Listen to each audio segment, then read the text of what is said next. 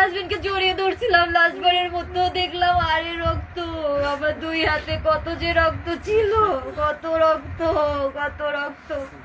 আমার হাজবেন্ড অনেক কষ্ট পেয়ে মারা গেছে, অনেক কষ্ট পেয়ে মারা গেছে। আমি জীবনে ভুলতে পারবো না, আমার সারা জীবনের আক্ষেপ থাকবে। আমি আমার শাশুড়ির হাতে পায়েও ধরে বলেছিলাম যে আমার একটু সংসারটা করতে দেন, আমার শাশুড়ি আমাকে সংসার করতে দেয়নি। আমার আক্ষেপ থেকে যাবে, আমার বয়স 20, আমার সারা জীবনের আফসোস থেকে যাবে আমার হাজবেন্ডকে নিয়ে, যাকে আমি জীবনে প্রথমবার ভালোবেসেছিলাম, আমার স্বামীকে, তাকে নিয়ে আমার সংসার করা হলো না।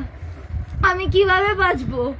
ও নিঃশ্বাস নিতে পারতেছে না, ওর গা কত যে শক্ত ছিল, ঠান্ডা ঠান্ডা, ওর হাত পা শক্ত। ও যে কত সুন্দর ছিল, ও যে কত সুন্দর ছিল, আমার হাজবেন্ডের মতো সুন্দর ছেলে আমি দেখি নাই আমার লাইফে, আমার লাইফে দেখি নাই। ও আর আসবে না,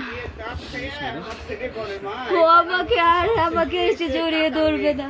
ও যাওয়ার আগে আমাকে একবার বলেও গেল না, যাওয়ার আগে আমার একবার হাগও করলো না, জড়িয়েও ধরলো না। ও নিজের মতো চলে গেল। কত অভিমান, কত কষ্ট নিয়ে যে ও চলে গেল, কত অভিমান নিয়ে চলে গেল। আমাকে নিয়ে যেতে পারতো, ও তো আমাকে ভালোবাসতো, ও তো জানতো আমি ওকে ছাড়া বাঁচবো না।